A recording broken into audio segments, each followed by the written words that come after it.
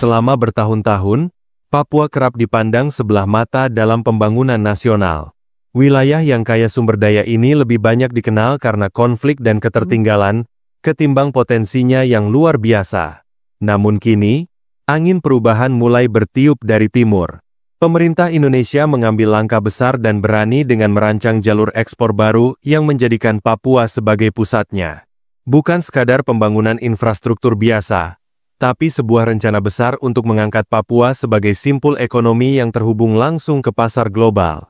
Dengan posisi geografis yang strategis dan kekayaan alam yang belum sepenuhnya tergarap, Papua diakini akan menjadi kartu truf Indonesia dalam peta logistik internasional. Bagaimana kelanjutannya? Simak video ini hingga akhir.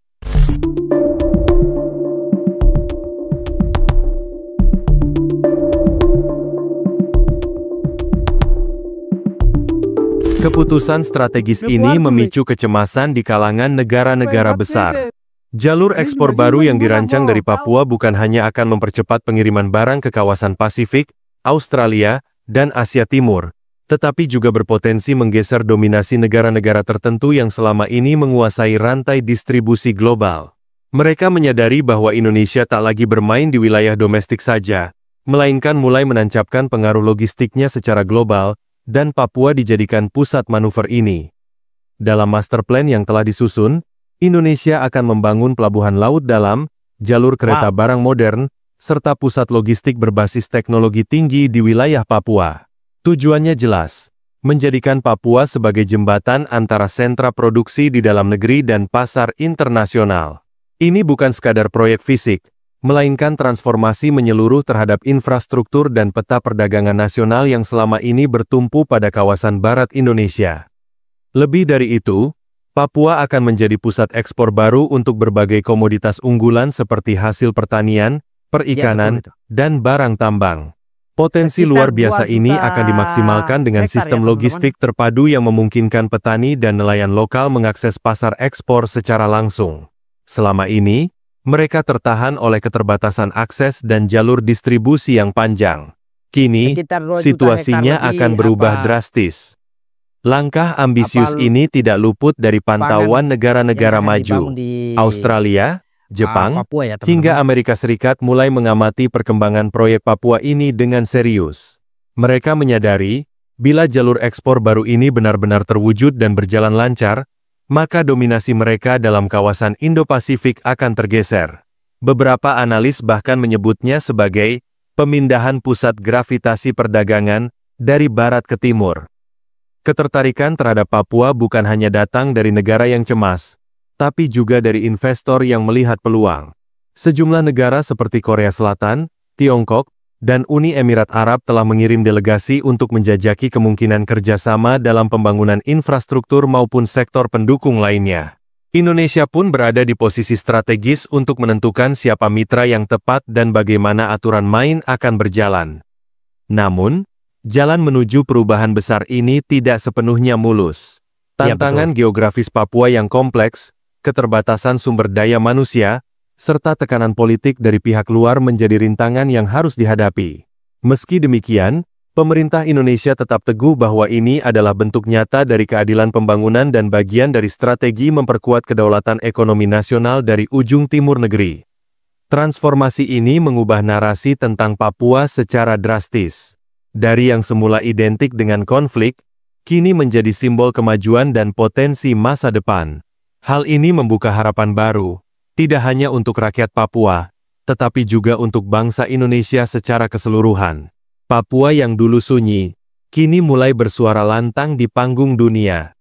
Efek dari proyek ini juga mulai terasa di sektor lain. Pemerintah mendorong pelatihan vokasi dan pendidikan teknis untuk mencetak tenaga kerja lokal yang siap bekerja di pelabuhan, pusat logistik, maupun industri ekspor lainnya. Di saat yang sama, pelaku UMKM di Papua juga mulai diberdayakan agar bisa ambil bagian dalam rantai ekspor, mulai dari makanan olahan, kerajinan, hingga komoditas lokal lainnya. Langkah ini memberikan sinyal kuat kepada dunia internasional bahwa Indonesia tengah mengalihkan pusat pertumbuhan ekonominya ke wilayah yang sebelumnya tak terjamah. Papua bukan lagi titik belakang, melainkan halaman depan yang membuka pintu perdagangan lintas negara. Dan ini menandai awal dari perubahan besar dalam diplomasi ekonomi Indonesia. Media asing pun mulai mengangkat cerita Papua dengan nada berbeda. Jika dulu berita tentang Papua identik dengan kekerasan dan keterbelakangan, kini fokusnya adalah kemajuan, proyek besar, dan keterlibatan global. Hal ini membantu membangun citra positif Indonesia secara keseluruhan di mata komunitas internasional. Lebih jauh lagi, Papua dirancang sebagai kawasan pembangunan yang berwawasan lingkungan. Semua proyek dirancang agar ramah terhadap ekosistem dan menjunjung tinggi nilai-nilai lokal, termasuk melibatkan masyarakat adat dalam setiap pengambilan keputusan. Indonesia menunjukkan bahwa pembangunan besar bisa dilakukan tanpa mengorbankan kelestarian alam dan budaya lokal. Ketertarikan negara asing pun meluas ke bidang riset dan teknologi. Sejumlah negara mulai menawarkan kerjasama dalam bidang pertanian modern, energi terbarukan, hingga sistem logistik pintar. Tapi Indonesia memberi syarat tegas. Kerjasama boleh terjadi, asalkan tidak membawa intervensi politik atau dominasi ekonomi yang merugikan bangsa. Pembangunan Papua ini menjadi babak baru dalam sejarah Indonesia. Ini bukan hanya tentang membuat pelabuhan atau jalan raya, tapi tentang keadilan pembangunan, distribusi kekayaan, dan penghargaan terhadap potensi daerah yang selama ini terpinggirkan. Papua akhirnya mendapat tempat yang layak dalam narasi besar bangsa. Kini, dunia memandang Papua bukan sebagai wilayah yang butuh belas kasihan, tapi sebagai kawasan strategis dengan kekuatan ekonomi yang menjanjikan. Dengan infrastruktur modern, sumber daya yang melimpah, dan posisi yang strategis, Papua siap menunjukkan pada dunia bahwa ia bisa berdiri sejajar dengan pusat-pusat ekonomi global lainnya. Dengan berjalannya proyek ini, konektivitas Papua ke kawasan internasional akan semakin kuat. Bukan hanya melalui laut, tetapi juga lewat jalur udara yang membuka penerbangan ekspor langsung ke pasar-pasar potensial seperti Jepang, Korea, bahkan Timur Tengah. Langkah ini memperpendek waktu distribusi, memangkas biaya logistik, dan meningkatkan daya saing produk-produk dari timur Indonesia. Dampaknya, produsen lokal akan lebih percaya diri untuk bermain di pasar global dengan kualitas yang mampu bersaing secara langsung. Tak hanya komoditas primer, Papua juga mulai diarahkan untuk mengembangkan industri hilir. Pemerintah mendorong investasi dalam pengolahan hasil tambang, perikanan, hingga pengemasan hasil pertanian agar nilai tambah bisa dinikmati langsung oleh masyarakat Papua. Ini sekaligus menciptakan lapangan kerja baru, memperkuat basis ekonomi lokal, dan mempercepat pertumbuhan kelas menengah di wilayah tersebut. Dalam beberapa tahun ke depan, Papua tidak lagi hanya menyuplai bahan mentah, tetapi menjadi kawasan produksi yang siap menembus pasar ekspor. Di tengah geliat ini, Indonesia juga memperkuat diplomasi ekonominya dengan menekankan bahwa pembangunan Papua adalah bagian dari strategi global yang damai dan inklusif. Indonesia tidak ingin bersaing secara agresif, tetapi menawarkan kemitraan yang adil, saling menguntungkan, dan berlandaskan kedaulatan.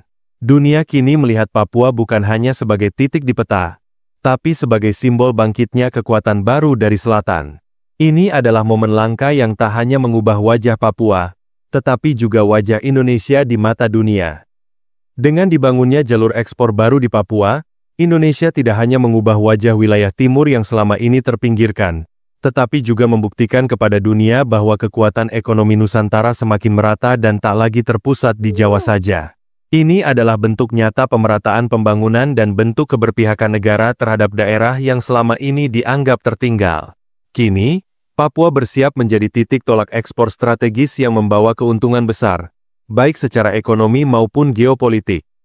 Respons global terhadap langkah Indonesia ini pun mulai terasa.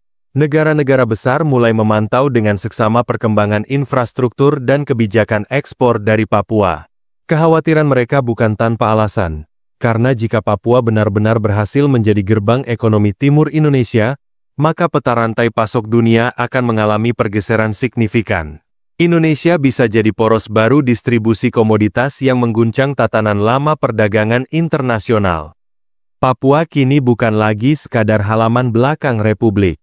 Dengan tekad besar, langkah strategis, dan dukungan penuh dari pusat, Papua menjelma menjadi garda depan yang siap menghadapi dunia.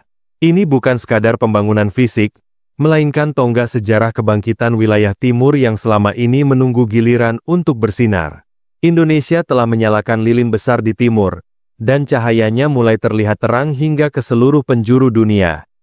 Kalau kita ingat 10-15 tahun yang lalu, Papua itu selalu diidentikan dengan tertinggal dan diisi dengan berita-berita yang penuh dengan kekerasan. Tapi kita lihat semenjak Pak Jokowi menjabat jadi presiden, beliau lebih rutin berkunjung ke Papua dan membuat perubahan sedikit demi sedikit dirasakan oleh masyarakat Papua. Kita harus akui bahwa Papua ini adalah provinsi atau wilayah timur yang sangat kaya akan kekayaan alamnya. Tapi sayang, karena Papua ini sudah puluhan tahun tidak dikelola dengan baik dan apa yang menjadi hak milik masyarakat itu dikebiri oleh pejabat-pejabat yang tidak bertanggung jawab ya teman-teman semua. Nah, saya juga pernah menonton podcastnya Pak Deddy Corbuzier yang beliau mengundang tokoh-tokoh Papua untuk berbicara dalam podcast itu. Baru kita tahu bahwa ternyata yang selama ini yang merugikan masyarakat Papua adalah oknum-oknum yang berasal dari daerah itu sendiri. Itu sangat miris sekali. Mereka sendirilah yang tidak menginginkan Papua itu maju. Mereka sendirilah yang tidak menginginkan untuk ada pertumbuhan ekonomi di sana. Anak-anak bisa mendapatkan pendidikan yang bagus dan juga akses terbuka lebar. Ini sangat disayangkan sekali teman-teman semua. Nah, harapan kita adalah dengan hadirnya pemerintah di sana, dengan hadirnya pembangunan di sana, apalagi Papua ditargetkan untuk menjadi salah satu jalur ekspor baru, itu akan membuat mata dunia terbuka. Teman-teman, sebagai informasi sedikit bahwa pemerintah sedang merencanakan atau sudah berjalan teman-teman untuk membuka lahan sekitar 2 juta lahan untuk membuat lumbung pangan di sana. Dan salah satu anak-anak yang masuk di Unhan, khususnya di NTT ya, saya tidak tahu di daerah lain, mereka itu dipersiapkan sebagai